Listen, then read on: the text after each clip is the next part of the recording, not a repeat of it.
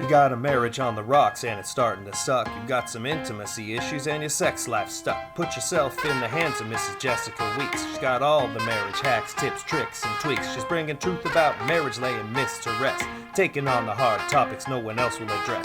Put your earbuds in and listen up real close. Be here every single week and make sure you take notes. For some expert advice way beyond common sense. Take your everyday marriage to a marriage of confidence.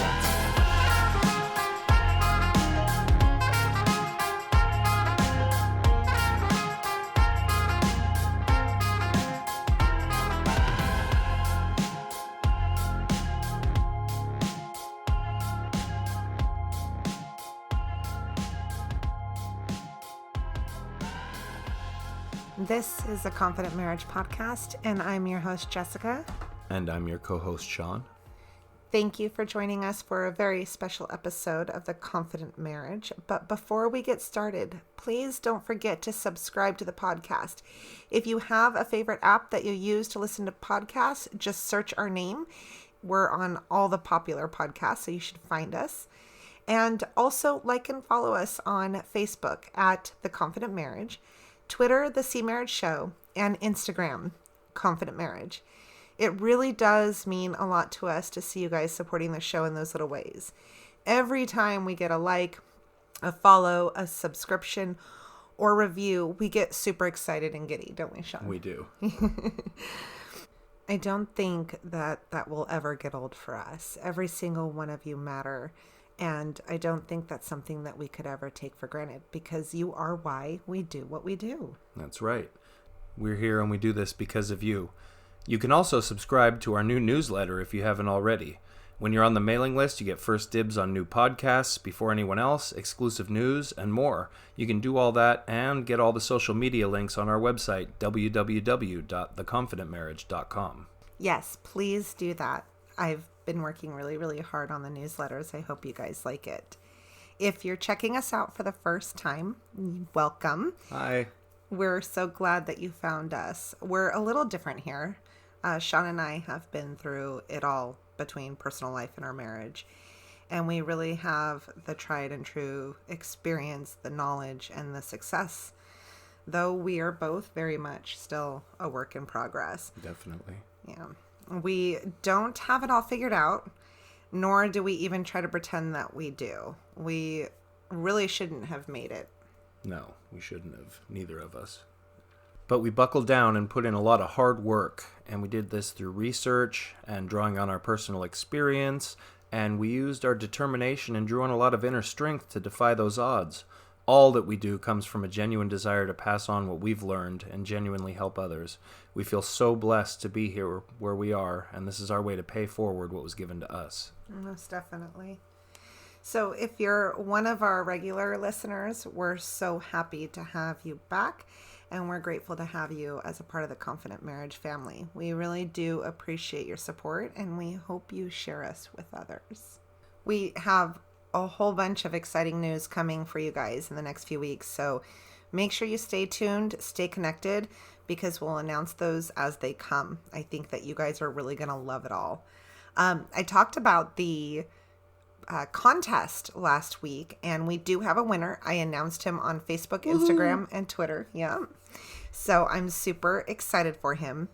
And last week, Sean posted his bio on the website. It kind of choked me up a little bit. It reminded me of how far he really has come. You know, it breaks my heart when I hear about the things that he went through in his addiction and his childhood. And it just a huge reminder of what we've been through and where we are today. You wouldn't recognize either one of us. No, but I wouldn't be where I am if I hadn't gone through all that. And I draw on that every day to stay where I'm at. I agree with that 100%. So I mentioned that this is a really special episode.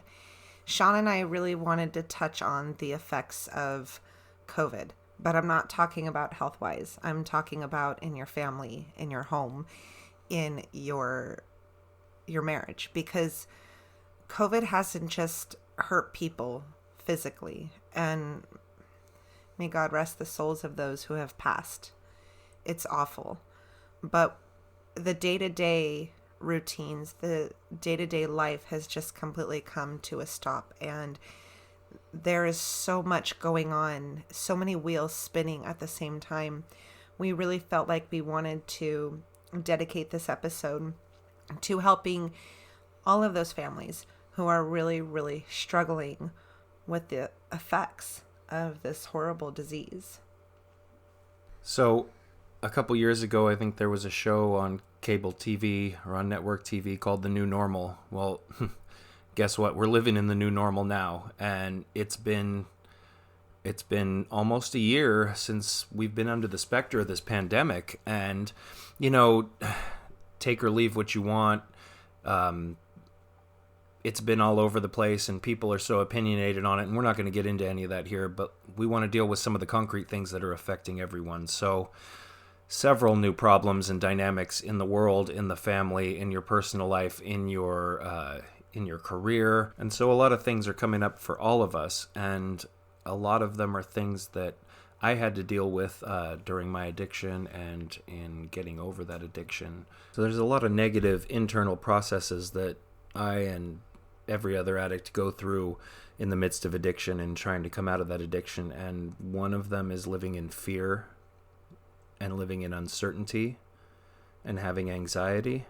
And when you're in your addiction, you have fear over getting caught or not being able to get the drugs you want, or what's going to happen to your life. Are you going to end up homeless? Uncertainty about the future, not being able to hold a job, anxiety all the time.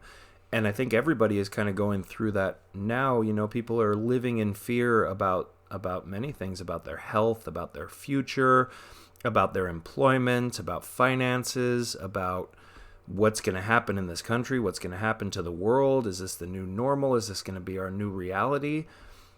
And in all that uncertainty, that brings up a lot of anxiety, and people are kind of, one of the things that happens to addicts is they run on fear. And when you're running on fear, you're not thinking rationally, you're not making good decisions, you're not being healthy. And I think a lot of people are running on fear right now. And it's through that uncertainty and that anxiety, and it's all just kind of making this perfect storm of internal feelings. So it seems so bad, and everything can seem so bad. But I guess the message I want to bring to this special is that all that bad can be turned into good. And, there's a school of psychology that believes that you don't achieve personal growth without going through some kind of adversity first.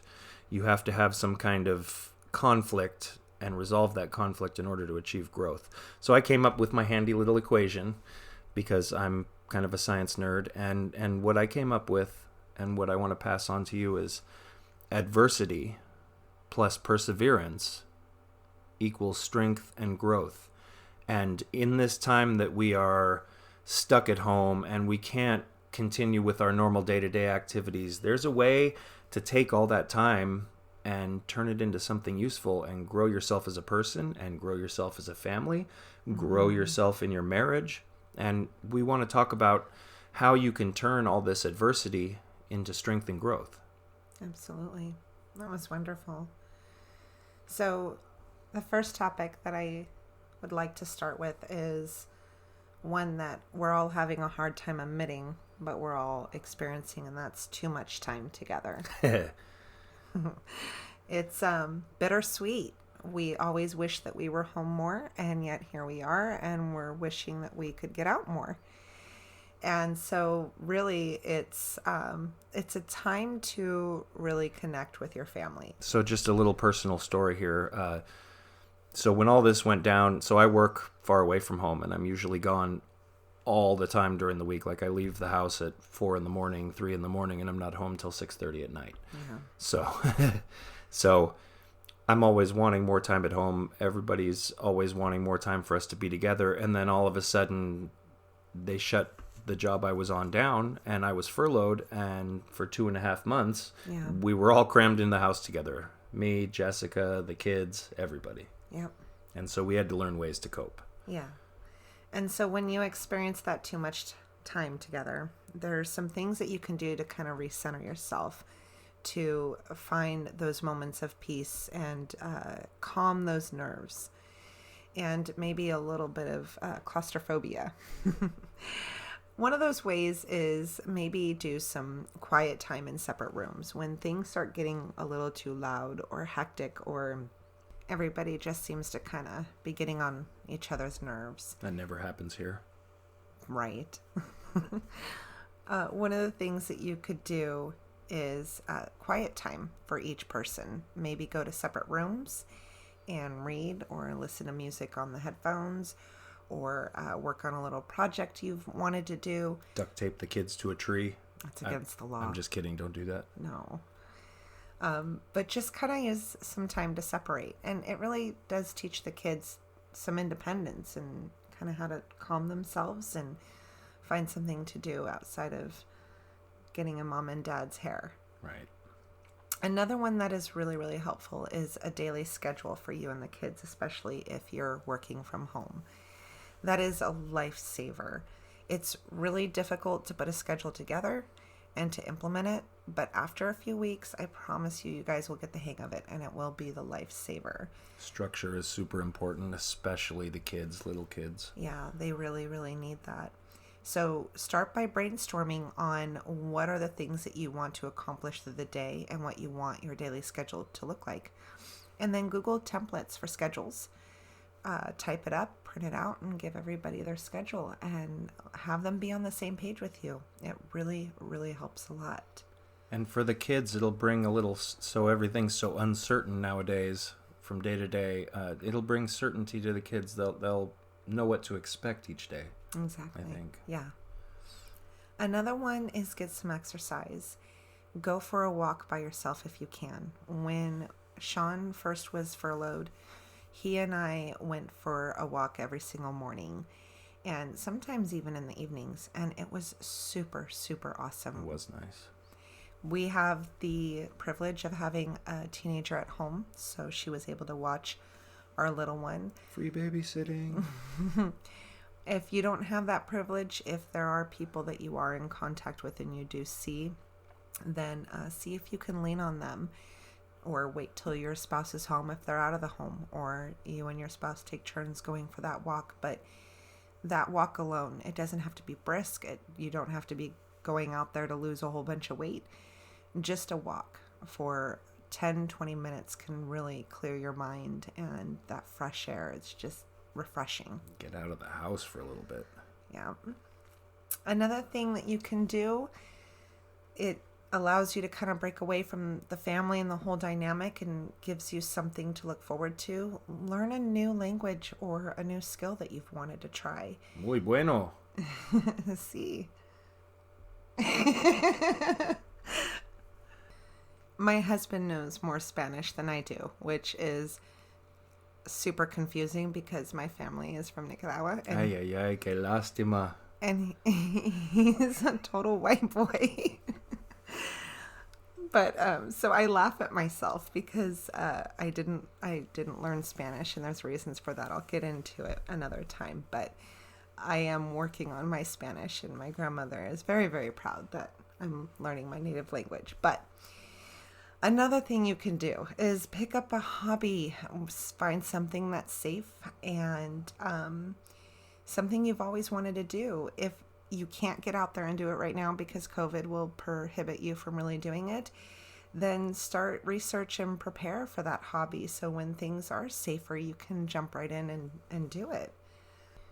One of the things that can really be a downer and a problem when you spend too much time together is just the frustration of all the dynamics and personalities going on in the home. Try to accept each person for who they are. Even those little kids, we're all different. We all have our own personalities and our own quirks. So really coming to a place of acceptance for who people are and an appreciation for it will really, really damper the impact of the frustration that can take place when you're mixing so many personalities. And I think you hit on something really important there with acceptance. So again, from my addiction background, but one of the most important things in dealing with adversity is you have to have an acceptance that the situation is what it is, and the external situation is not going to change, and you can feel very powerless in that. But if you can gain acceptance that this is how it is, this is how it's going to be, then you can take power from that situation by doing what you can to affect how you're reacting to it. You might not be able to change that there's a pandemic in the world and that we're all locked down and that there's a fear of getting a disease, but you can change how you're reacting to it and what you do with it, and that'll give you a sense of power. Exactly. Which really brings me to making sure that each of you are having time for personal self-care. That's super, super important.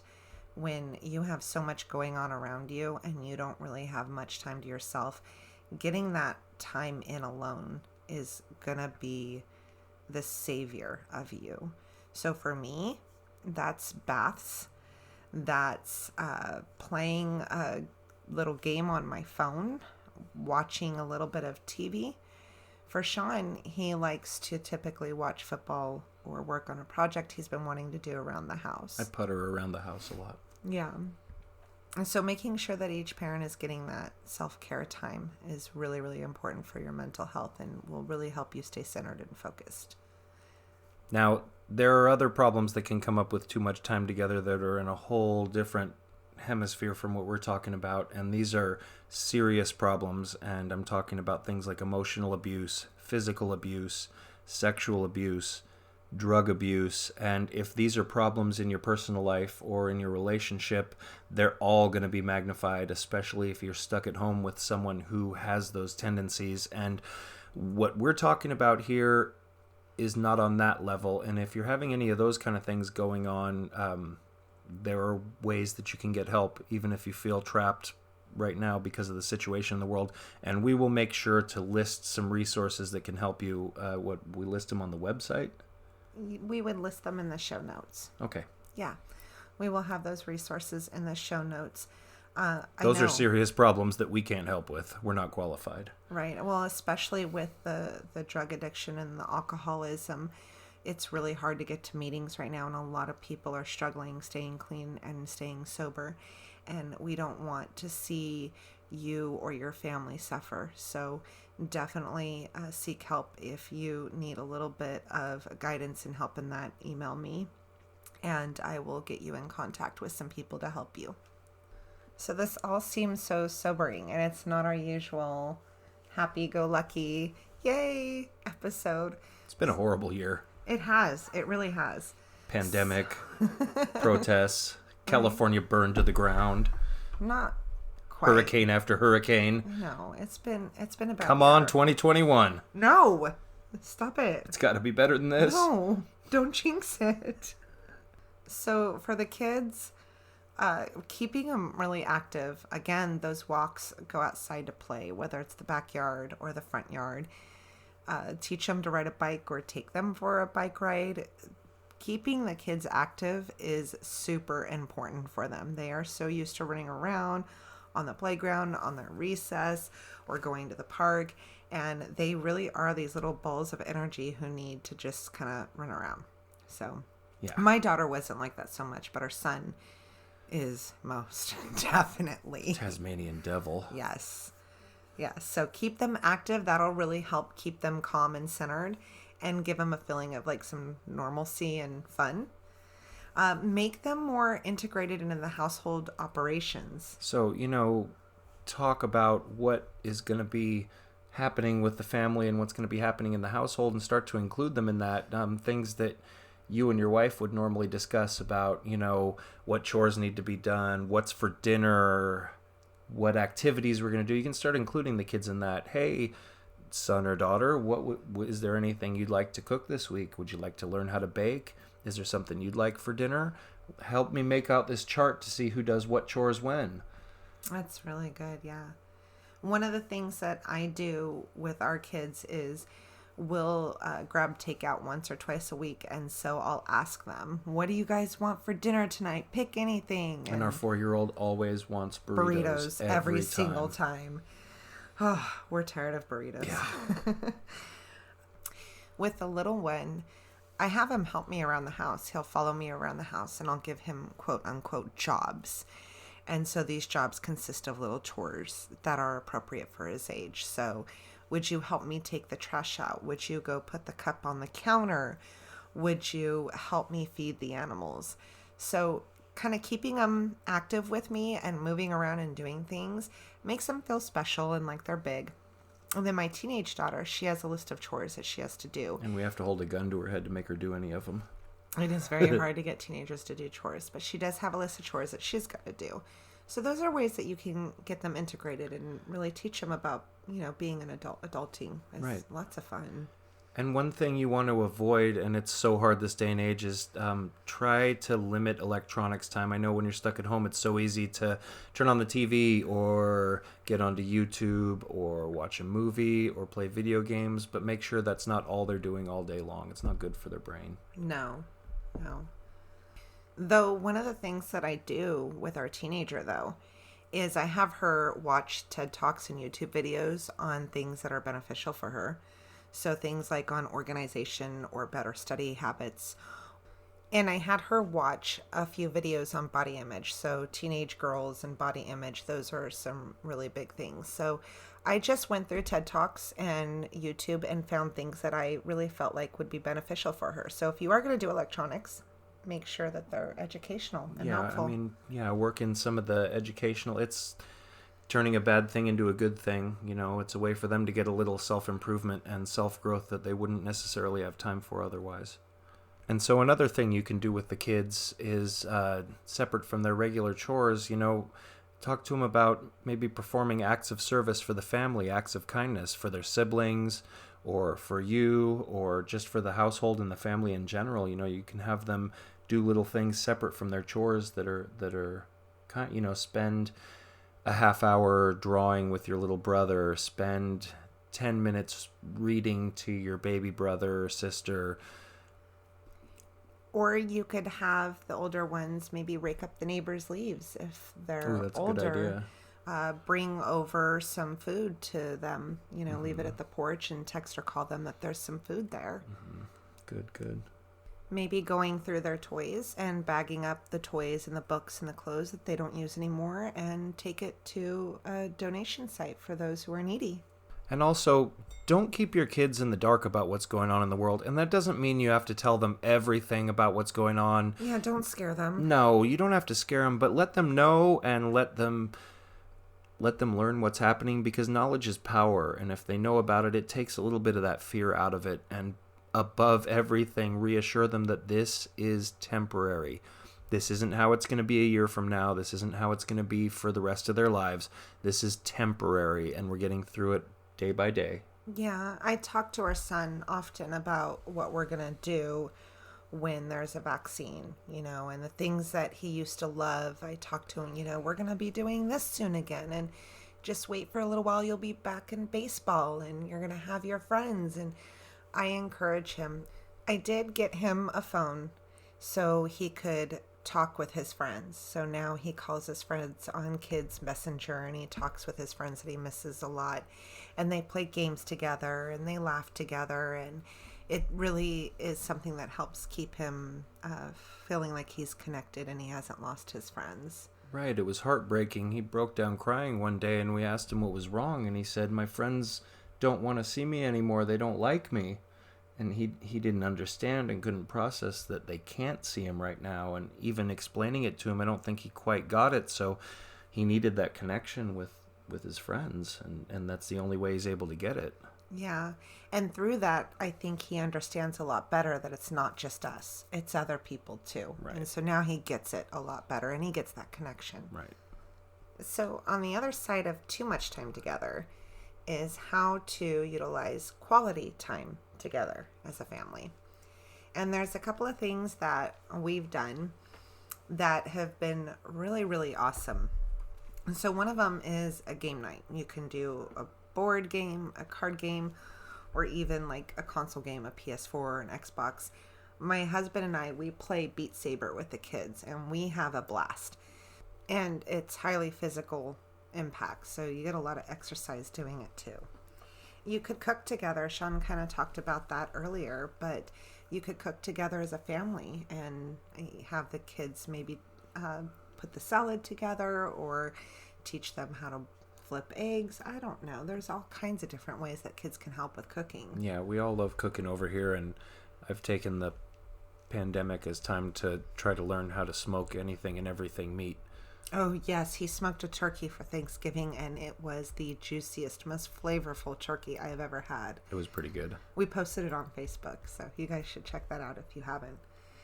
Another thing that you guys could do is teach the kids to do chores if they're not already doing it. We talked a little bit about that and keeping the kids active, but taking that time to just kind of walk them through it and teach them how to do it. Again, find things that are age appropriate for them. One of the things that I really enjoy doing with the kids, but I'm kind of a neat freak, is organizing their room. As a family, Sounds like fun. I know, right? I guess this is just me. But go room by room and kind of go through all that stuff that you guys have and get rid of the things that you don't, organize things so there's no more, Mom, where's this? Mom, where's that? Or even, honey, where'd you put my blah, blah, blah, blah, blah. So just kind of take this time. I don't know where I put my blah, blah, blah. Oh, we sound like somebody we heard on the news right now. We better stop. Oh, God. So really just take that time to organize your home. It feels really good, and it really does give your family something to do together. And then you never know, you find things that you've lost for like decades, and then it's like, oh my God, there it is. Well, and not to mention, if you're going to be cooped up in the house, your environment affects how you feel. Very much so. Very much so. So that's a really good project you guys could work on. Another one is, I'm sure many of you guys are already doing it, is movie night. Take turns picking movies. My daughter picked a movie I wouldn't have ever thought of seeing, and it ended up being really, really great. One of the best movies I've seen in a long time. Take turns talking about your day. We do this a lot. We did it before COVID, but we really started doing it more since COVID started. So what we do is when we're sitting down, it's either at the dinner table usually, or when we're just kind of sitting in the living room all on our phones, we'll strike up a conversation and we'll ask each other questions, and we'll go around the room. And the questions are things like, what made you happy today? What made you sad today? What made you laugh? What made you laugh? What made you frustrated? What would you have liked to accomplish that you didn't? What did you accomplish that you were proud of? These are great conversation starters. They are, and you might get pushback from some of the older kids, and they might not want to talk, and you might get answers like, nothing.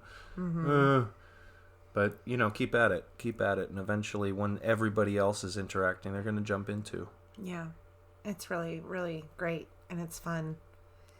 Another thing that you could do is talk about goals for the week. Maybe on Sunday or Monday night, sit down and talk about what you want to accomplish that week, and hold each other accountable and support one another throughout the week.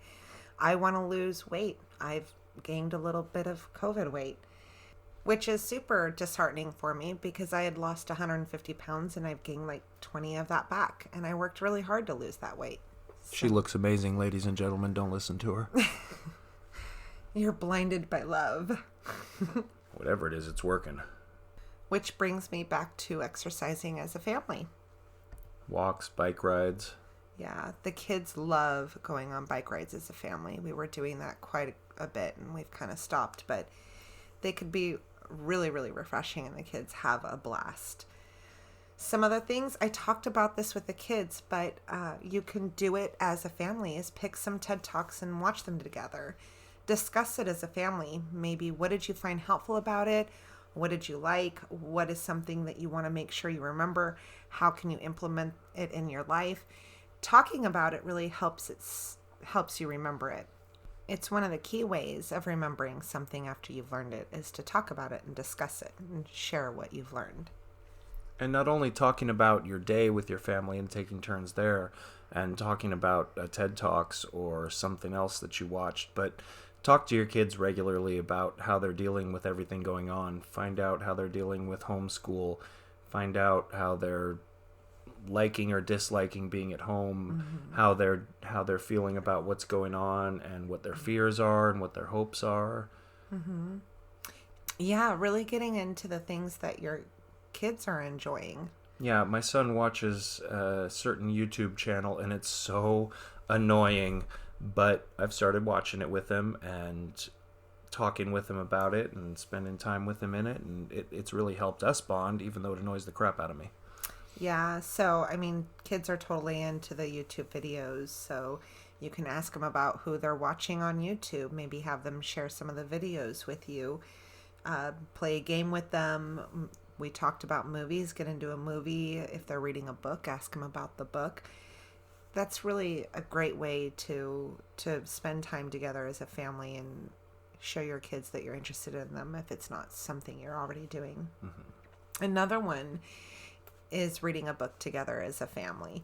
We haven't done this yet, and I've wanted to, but taking turns reading out loud or one person reading, there are so many awesome books out there that you guys could read as a family. Even if you have little kids and you read a little kid's book, it really is a great way to bond.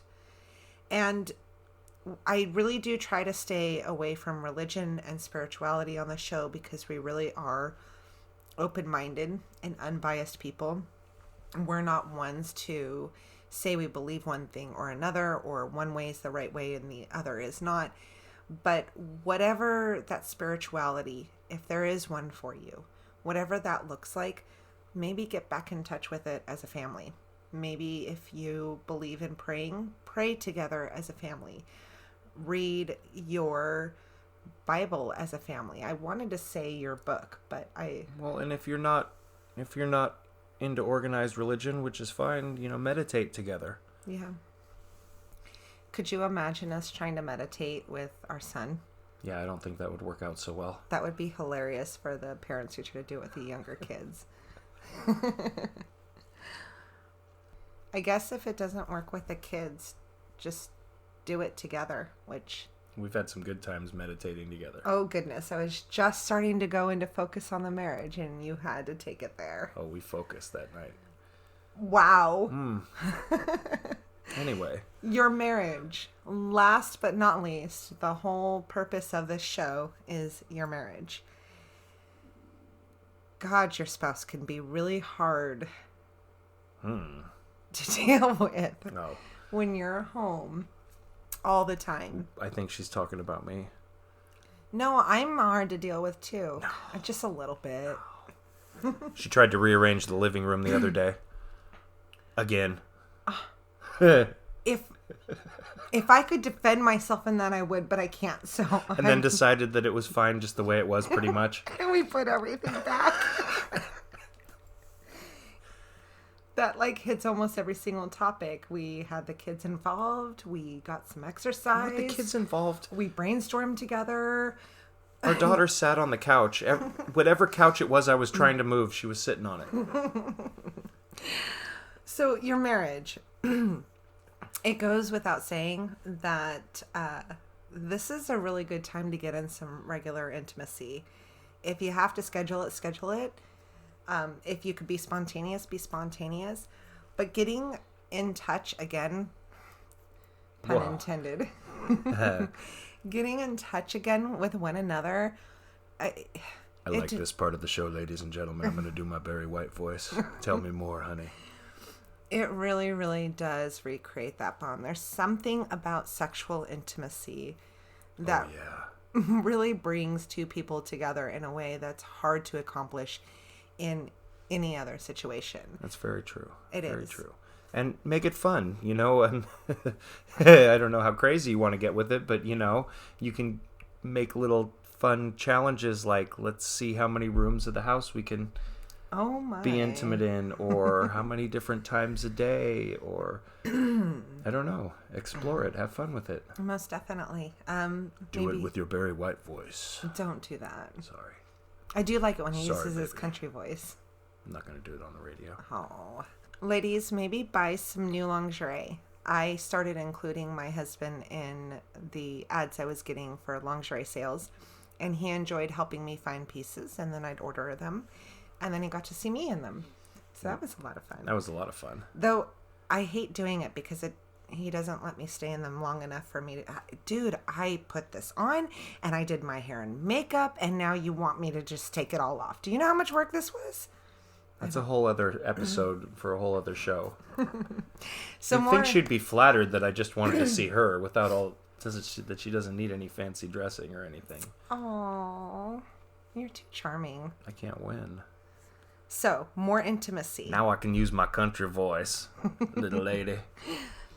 We're going to have to do an episode on intimacy. Yeah, we're getting sidetracked here. Yes. So, another one to focus on your marriage a little bit more. I need to refocus myself right now. Ladies and gentlemen, we'll be right back. No, we won't. Shut down. Be each other's support. Yes. And remain a unit for the kids' sake and your sake too. So I talked earlier about how I've gained a little bit of COVID weight. It doesn't help me when my husband at 9:30 at night says, let's go get ice cream. And I'm like, okay. I gained a lot of COVID weight and I don't care. You don't understand. Yeah, no, I have a bad habit of eating candy in bed and cookies in bed. He's a big sweets guy. Cake in bed. So be each other's support and remain a unit. Remaining a unit looks like being on each other's team when things are getting rough in the house. Sean and I have to pull each other back every now and then, but in front of the kids, we remain united. And sometimes behind closed doors, we kind of have to reel one another in and say, okay, you went too far here, or to just take a moment and breathe. That's going to be really important because you guys have to manage this home together as a team. So being a unit is super, super important. Yeah, look, the kids are going to be looking to you and your spouse as their support and their rock in getting through this and anything they would have to go through. So maintaining that united front and showing that you're together no matter what, and that the family is going to stay intact no matter what, will give them the strength to get through this. Yeah, and it also really helps them feel stable and secure, and as if something is consistent. If you and your partner are at each other, it really does. Everything's already crazy, and it just makes the kids feel even more insecure. So that's super, super important. If you have a babysitter, I don't know what a babysitter is. Do they set babies into people? It's probably like a dog, but a puppy. Like an English setter. Yeah. But a babysitter. Yeah, what she said. So if you have a babysitter or a family member, go for a long scenic drive together. Talk to one another during that drive about your frustrations, the brick walls you're hitting, things that you're grateful for. Spend that time just reconnecting emotionally with one another, because I know that's really hard to do with the family, and then by the time the kids are asleep, you guys are just too wiped to talk. So yeah, no, the drive thing, one of the things that I did with not just Jess but our kids also is so I work far away. We live in Sacramento area and I work in the Bay Area usually, which is about a 2-hour drive, and I took them all one weekend down to San Francisco, South San Francisco, and showed them the job that I was working on because they never get to see it. yeah. So I brought her and the kids out there, and we made a fun day out of it. But, brought them down, showed them, hey, there's what Daddy's building. Yeah, it was really, really cool. Date night. You guys need to do a date night when the kids are finally asleep. And that can be really simple. It doesn't have to be, all fancy and thought out and planned. But dessert by the fire, read a marriage book. Again, if you guys are religious, pray together. Meditate with one another. Give each other massages. Have sex again. And again. And again. And again. Something that Sean does a lot that I don't do enough of is just stop and hug and kiss one another. Whether you're passing in the home or standing in the kitchen or just sitting in the living room watching TV, just embrace each other for a while. Just hug one another and feel each other's bodies and just breathe that in. Mm-hmm. And if your spouse isn't open to that, you can just hang mistletoe all over the house because it's Christmas time, and then they'll have to do it. Mm-hmm. He stops me under the mistletoe often and look up and is like, oh, I was in the middle of doing the laundry. Damn it. The laundry's still going to be there in 30 seconds.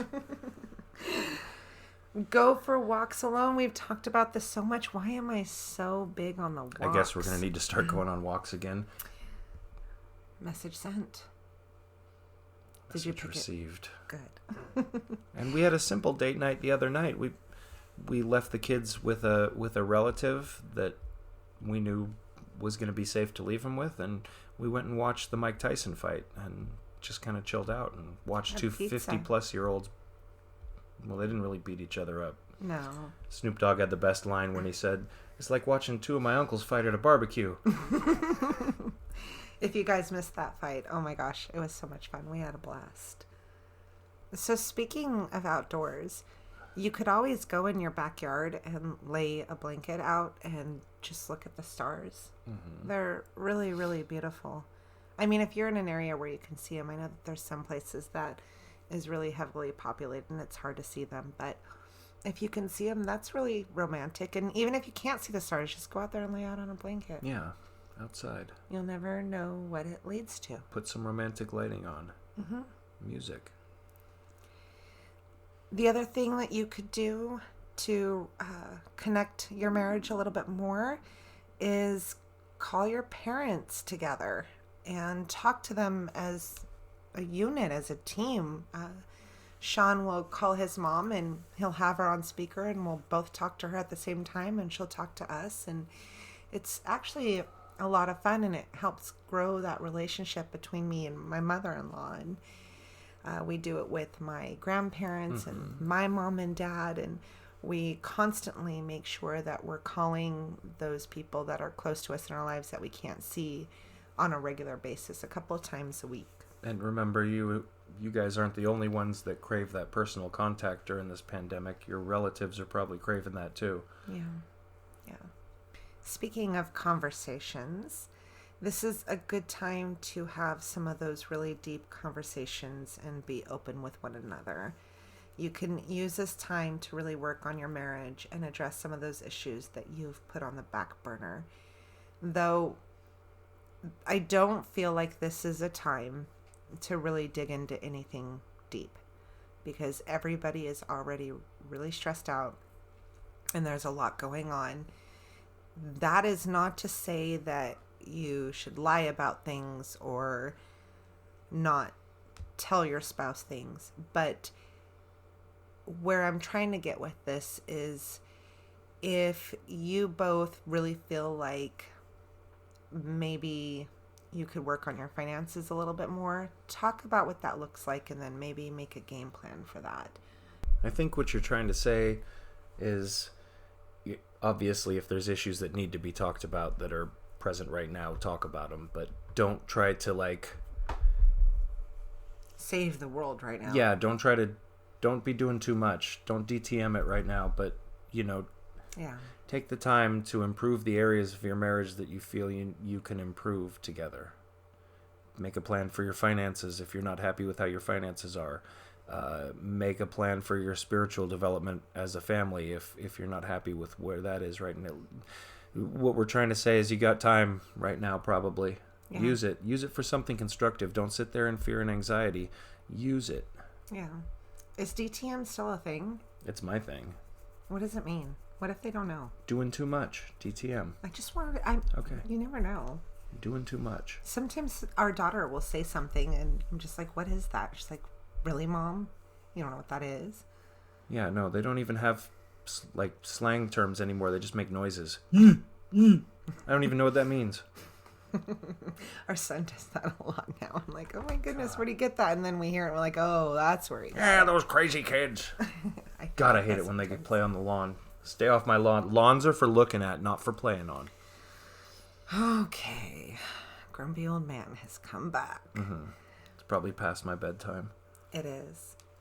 So, you talked a lot about addiction and anxiety and fear, but I never struggled with addiction, and I'm going through so much anxiety and fear and uncertainty, and like Sean said, we all are, and making the best of this time that we can. In hindsight, it's gonna be a drop in the bucket, but what we do with it will really impact the rest of our life. Yeah, I say it all the time. It's all about what you do with it. And you can sit in anxiety, and you can sit in fear, and you can sit in uncertainty, and you can let it tear you down, and you can let it tear down your marriage and your personal relationships and your family life. Or you can take this adversity, and through a little perseverance, you can turn it into strength and growth. That's my equation. Adversity plus perseverance equals strength and growth. I made that up myself. You're so smart. I want to copyright it. You should. I have shirts made. Oh, we have masks coming. We do have masks coming. Confident marriage masks. I'm very, very excited. And we'll be giving away some of those. We just haven't figured out how Yeah. quite yet. Social media. I know, but Speaking of that, announcements to come. yes, lots of them. I'm so excited. So I did my first Facebook Live video the other day. I felt like I did awful. No, you did good. It was really good. Thank you. Thank you. So check that out because I'm going to be doing more of that, you guys. And I hope you guys participate. And I hope you enjoyed the show. I hope you did. Haven't enjoyed 2020 very much. No. If you have any suggestions that you would like to offer other families, things that you guys are doing in your home, in your marriage, with your kids, please feel free to message me and I'll give you a shout out on my social media, or I'll keep you anonymous if you want me to. But we are all in this together. I know we have all heard that over and over, but it is so, so true. Right. And just remember that we're going through a lot right now, but if you can get out of operating in fear and get into trying to take some of that power back, you can use this trying time to make a lot of positive changes in your life and in your marriage. Exactly. And I know we dealt with a lot of problems and things you can do about them in this episode, but just remember, if there's something serious going on and you're feeling trapped in your home by emotional abuse, physical abuse, sexual abuse, drug abuse going on, those are serious problems and they need to be addressed, and you don't have to be stuck in those. And we're going to make sure to put in the show notes some resources for anybody who's going through that. Yes, and you're not alone. You're not alone. Thank you all for joining us for the pandemic special. We will get back to our regular episodes next week. Yeah, what are we going to do next week? Oh, that's a surprise. Oh.